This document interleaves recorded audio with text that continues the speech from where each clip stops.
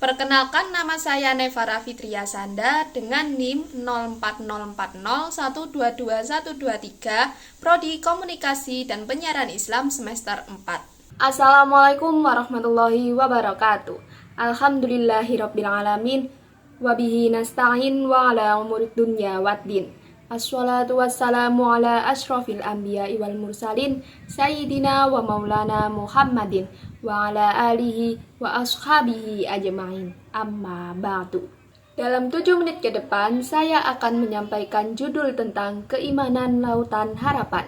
Kajian ini bersumber dari buku online yang saya ambil, yaitu Beriman kepada Qada dan Qadar yang ditulis oleh Abdul Hadi Awang.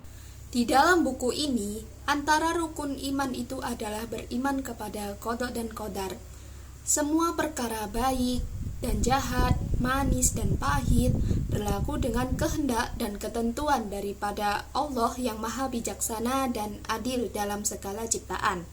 Kewajiban beriman kepada qada dan qadar disebut dalam Al-Quran dan hadis Nabi Muhammad SAW. Di antara kata-kata Allah dalam surat Ali Imran ayat 26. A'udzu billahi minasyaitonir rajim. Bismillahirrahmanirrahim. Qulillahumma malikal mulki tu'til mulka man tasya' wa tanzi'ul mulka mimman tasya'.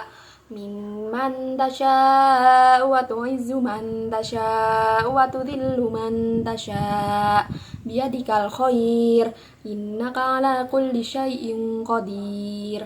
Shadaqallahul azim. Yang artinya adalah, katakanlah wahai Tuhan yang mempunyai kerajaan, Engkau memberi kerajaan kepada sesiapa yang Engkau kehendaki, dan Engkau mencabut kerajaan daripada sesiapa yang Engkau kehendaki.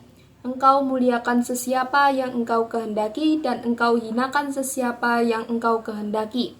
Di tangan Engkau segala kebaikan, sesungguhnya Engkau maha berkuasa atas segala sesuatu. Nah, sekarang kita masuk di pengertian qada dan qadar. Menurut Imam Abu Hasan al-Asy'ari dan majoriti ahli sunnah, qada artinya kehendak Allah pada azali atau sedia kala, yang bergantung pada sesuatu dan menepati dengan apa yang diadakan. Qada pula bermaksud sesuatu menurut yang ditentukan oleh qadanya dalam keadaan sifat, masa, kedudukan, dan sebab. Contohnya, Allah berkehendak sejak azali atau sedia kala menjadikan manusia di bumi, ini dinamakan qada. Ia menjadikan manusia berada di muka bumi tepat dengan apa yang ditentukan oleh qadanya, itu dinamakan qadar. Beriman kepada qada dan qadar itu dibina atas kepercayaan kepada sifat-sifat Allah dalam Asmaul Husna. Di antaranya adalah ilmu, qodrah, dan iradah. Allah menyatakan di dalam Al-Quran, dalam surat Al-Baqarah ayat 29, surat Al-Hadid ayat 2, dan surat Al-Buruj ayat 16.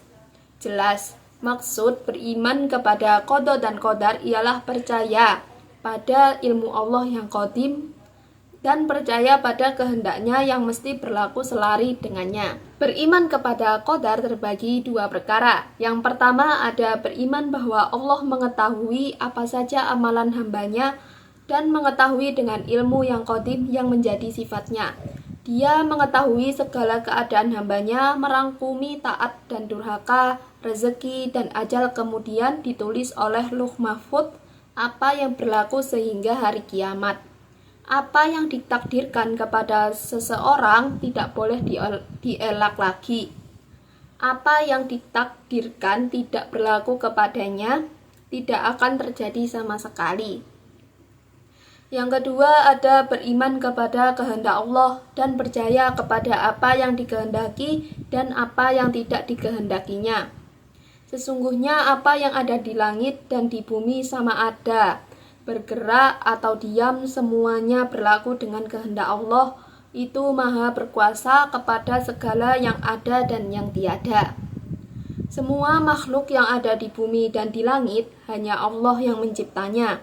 Tiada pencipta selainnya, tiada Tuhan yang mempunyai sifat-sifat itu melainkan Dia saja. Baik dan buruk berkenaan kepada qada dan qadar. Sebutan baik dan jahat pada qada dan qadar itu disandarkan pada perbuatan manusia menurut usaha dan ikhtiar mereka masing-masing. Semua yang dinisbah kepada Allah adalah baik karena mustahil bagi Allah bersifat kekurangan seperti jahat dan zalim. Apa yang dimaksudkan jahat tidak sekali-sekali termasuk perbuatan jahat yang dipilih dan ikhtiar oleh hamba itu mengandungi hikmah dan tujuan yang banyak. Contohnya, Allah menciptakan sakit kepada hamba yang mukmin, dimasukkan ke dalam penjara karena kerjanya untuk Islam. Ia bertujuan untuk memberi pahala yang lebih, menghilangkan dosa, dan membersihkan Islam daripada orang munafik. Allah mencipta kufur kepada iblis dan orang yang sepertinya supaya menjadi hujah mereka layak menjadi ahli neraka. Ia menjadi cabaran yang meningkatkan kelebihan kepada golongan Islam.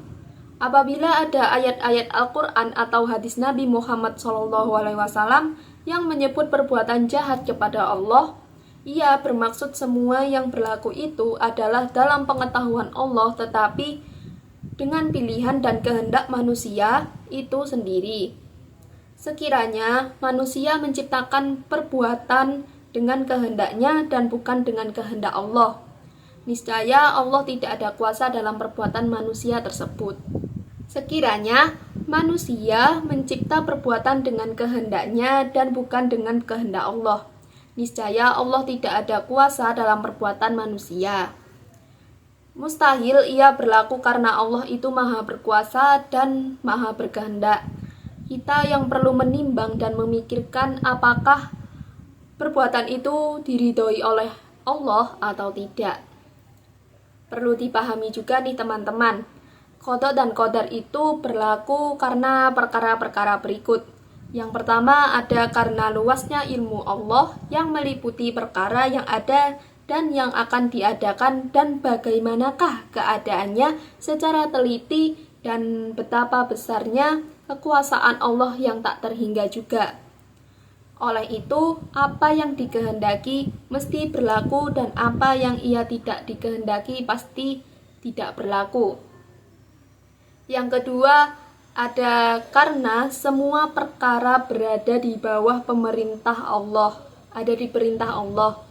Ia tertakluk pada peraturan-peraturan yang ditentukan oleh seluruhnya, tunduk pada peraturan itu sama ada di langit atau di bumi.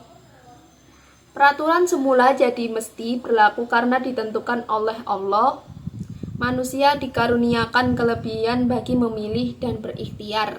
Kesimpulan yang dapat kita ambil dari buku ini adalah beriman kepada ilmu Allah yang qadim dan sesungguhnya Dia mengetahui amalan hamba-hambanya sebelum mereka mengajarkan amalan itu.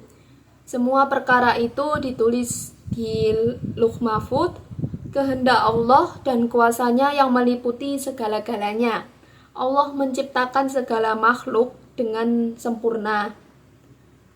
Manusia dikaruniakan oleh Allah kemampuan untuk berusaha dan berikhtiar, tetapi mereka tidak berkuasa karena mereka tetap bersifat lemah.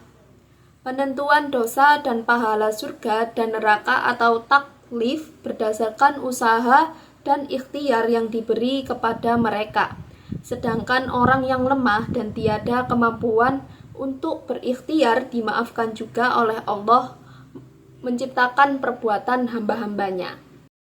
Nah, itu tadi adalah kajian tentang keimanan lautan harapan. Semoga kajian ini dapat dimengerti, dipahami, dan bisa kita contoh dalam kehidupan sehari-hari kita. Wabillahi taufik wal hidayah. Wassalamualaikum warahmatullahi wabarakatuh.